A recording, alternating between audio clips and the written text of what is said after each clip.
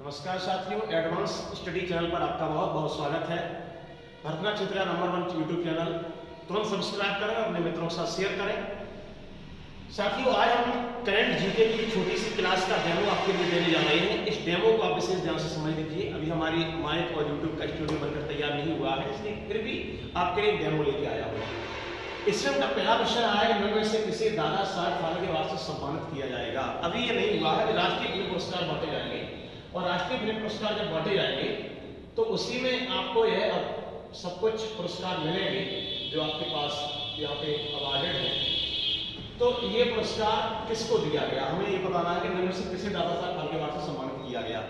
तो ध्यान रखना, दादा साहब फाल्के अवार्ड से सम्मानित किया जाएगा इस साल आशा पारेख को। आशा पारेख इंडियन एक्टर्स हैं, एक्ट्रेस हैं, इनको यह अवार्ड दिया जाएगा।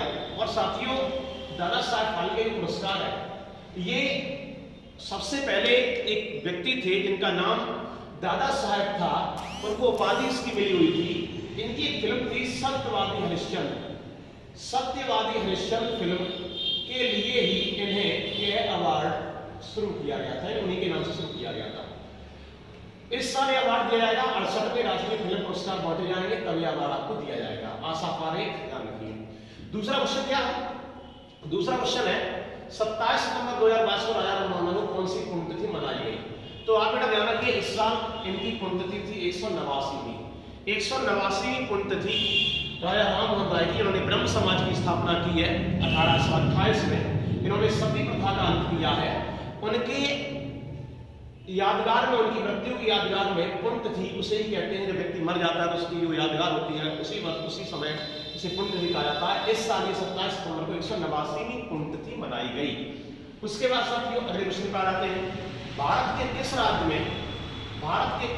में हिटाची एस्टमो सौर ऊर्जा संयंत्र स्थापित करेगी? हिटाची क्या है बेटा? हिटाची आपकी एक कंपनी है, हिटाची एक कंपनी है और ये एस्टमो सौर ऊर्जा संयंत्र स्थापित करेगी। ये बेटा भारत के महाराष्ट्र में स्थापित करेगी। इस क्वेश्चन का आंसर आ जाता है महाराष्ट्र। ये महाराष्ट्र राज्य में स्थापित करेगी। ठीक है, ये क्वेश्चन आपके लिए कंप्लीट हो गया। अगला आता है प्रति वर्ष विश्व पर्यटन दिवस कब मनाया जाता है? ये अगला क्वेश्चन आपके सामने।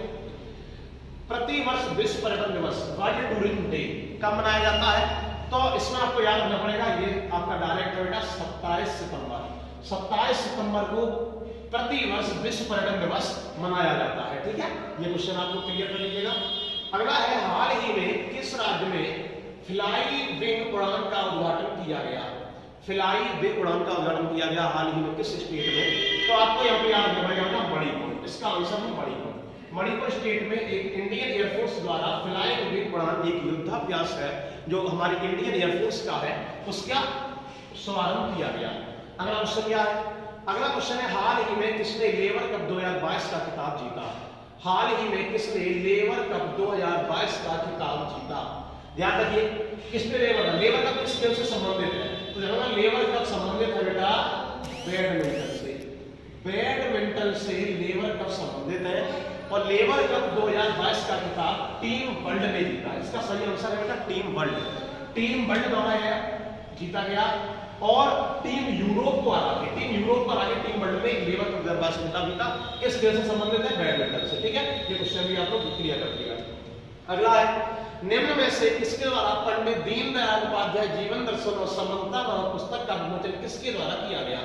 देखिए, ये एक पुस्तक है, पुस्तक का नाम क्या है? पंडित दीनदयाल उपाध्याय जीवन दर्शन और संबद्धता, ये पुस्तक का नाम है। इसे किसने लिखा है? इसके राइटर कौन है? तो सबसे पहले बेटा अशोक गहलोत नहीं है, क्योंकि ये राजस्थान के मुख्यमंत्री हैं। मोहन भागवत आरएसएस के अध्यक्ष हैं, इन्होंने भी ये पुस्तक नहीं लिखी। द्रौपदी मुर्मू भारत की इस समय राष्ट्रपति है, इन्होंने भी ये पुस्तक नहीं लिखी। जगदीप धनखड़, इसका सही आंसर है बेटा जगदीप धनखड़। जगदीप धनखड़ इस समय भारत के उपराष्ट्रपति हैं, उन्होंने यह पुस्तक लिखी है। तो आप ध्यान रखें, इस क्वेश्चन का आंसर है जगदीप धनखड़। उसके बाद नेक्स्ट आते हैं, इनमें से कौन से बल्लेबाज T20 क्रिकेट में सबसे अधिक छक्के लगाने वाले खिलाड़ी बन गए हैं? यानी कौन सा खिलाड़ी सबसे अधिक छक्का लगाने वाला खिलाड़ी बन गया? इसका बेटा आंसर था रोहित शर्मा। रोहित शर्मा के नाम ये उपाधि आ गई है जिनको सबसे अधिक छक्कों का अवार्ड मिला है। ठीक है, ये क्लियर रखिएगा। अगला क्वेश्चन है किस संस्था से संबंधित है ऑपरेशन मेघाचक्र? ऑपरेशन मेघाचक्र जो है ये किससे संबंधित है? ऑपरेशन मेघाचक्र बेटा यहाँ दिल्ली पुलिस नहीं है, उत्तर प्रदेश पुलिस नहीं है, नीति आयोग नहीं है। इसका सही आंसर है केंद्रीय जांच ब्यूरो CBI। सीबीआई जो है ने उसने ऑपरेशन मेघा चक्र स्टार्ट किया है, इसलिए आपको करंट दिख रहा है, ये भी क्वेश्चन याद रखना है। ठीक है, आगे चलते हैं अगले क्वेश्चन पे। अगला क्वेश्चन है किस मंत्रालय द्वारा स्वच्छ टॉयलेट कार्यक्रम की शुरुआत की गई? तो बेटा इसका आंसर आप लोग समझ लीजिए, इसका आंसर है ये वाला, आवास व शहरी मामलों के मंत्रालय। आवास और शहरी मामलों के मंत्रालय, इसका सही आंसर है, याद रखिएगा। क्वेश्चन आपके सामने है, स्क्रीन पर आपको दिख रहा है। ठीक है, ये आप समझ सकते हो। इसके बाद अगला क्वेश्चन है प्रति वर्ष विश्व गुलाब दिवस कब मनाया जाता है? प्रति वर्ष विश्व गुलाब दिवस कब मनाया जाता है, ये आपको बताना है। तो बेटा हम सितंबर महीने करंट जीके पढ़ रहे हैं, तो इसका आंसर होगा 22 सितंबर। 22 सितंबर को प्रति वर्ष विश्व गुलाब दिवस मनाया जाता है। ओके, ये भी याद रखिएगा। अगले क्वेश्चन पे आते हैं किस राज्य सरकार द्वारा अपनी स्वयं की स्वास्थ्य बीमा योजना CMHIS की शुरुआत करेगा? कौन सा स्टेट ऐसा है जो इस योजना को शुरुआत करेगा? तो बेटा इसका सही आंसर क्या है? इसका सही आंसर है बेटा आपका नागालैंड। नागालैंड राज्य अपनी स्वयं की स्वास्थ्य बीमा योजना प्रारंभ करेगा, ये आपका सही आंसर है, याद रखिएगा। अगले क्वेश्चन पे आते हैं। अगला क्वेश्चन है हाल ही में किस राज्य सरकार द्वारा दौलताबाद किले का नाम बदलकर देवगिरी किला करने की घोषणा की गई? हाल ही में किस राज्य सरकार द्वारा दौलताबाद किले का नाम बदलकर देवगिरी किला करने की कोशिश की गई या घोषणा की गई? तो बेटा दौलताबाद कहाँ है? महाराष्ट्र में, उसी का नाम कर दिया गया देवगिरी किला। इसका सही आंसर आएगा बेटा महाराष्ट्र। महाराष्ट्र याद रखिएगा, इसका सही आंसर है। इसका नाम बदल दिया गया, दौलताबाद किले का नाम बदलकर देवगिरी किला कर दिया गया है। एक क्वेश्चन आगे देखते हैं, निम्न में से किस देश ने अपनी राजधानी का नाम बदल दिया है? बेटा राजधानी का नाम किसने बदल दिया है? याद रखना, कजाकिस्तान। इसका सही आंसर बेटा रहेगा कजाकिस्तान। इसने अपनी राजधानी का नाम कर दिया है अस्ताना। इसकी नई राजधानी का नाम है बेटा अस्ताना। अस्ताना नई राजधानी का नाम है, कजाकिस्तान में बदला है, इस बात को भी ध्यान रखिए। अगर निम्न में से कौन सा देश 2003 में पहली मोटो जीप रेस की मेजबानी करेगा नेक्स्ट, यानी इसी साल ये मेजबानी करेगा, कौन सा राज्य ऐसा है? तो बेटा ऐसा हम लोगों का कंट्री है भारत। ये पहली बार ऐसा होगा, तो इसका आंसर होगा भारत। ठीक है, एक लास्ट क्वेश्चन देख लेते हैं, निम्न से किस कंपनी को नवरत्न कंपनी का दर्जा दिया गया? नवरत्न, महारत्न, मिनी रत्न, 3 तरह की कंपनी होती है, उसमें बेटा सबसे बेस्ट जो होती है वो महारत्न होती है, सबसे बड़ी कंपनी होती है। इस साल REC लिमिटेड को यह दर्जा दिया गया। ठीक है, तो आज मैंने सिर्फ आपको ये डेमो दिया है करंट जीके की क्लास का। बाकी का अभी स्टूडियो जब बन जाएगा, कैमरे लग जाएंगे, आवाज क्लियर आएगी, उसके बाद आप लोग को चैनल पर अच्छे वीडियो मिलते रहेंगे। प्रतिदिन सुबह और शाम करंट जीके की क्लास रहेगी। अपने मित्रों के साथ शेयर कर दीजिए और चैनल के ज्यादा से ज्यादा सब्सक्राइबर बढ़ा दीजिए।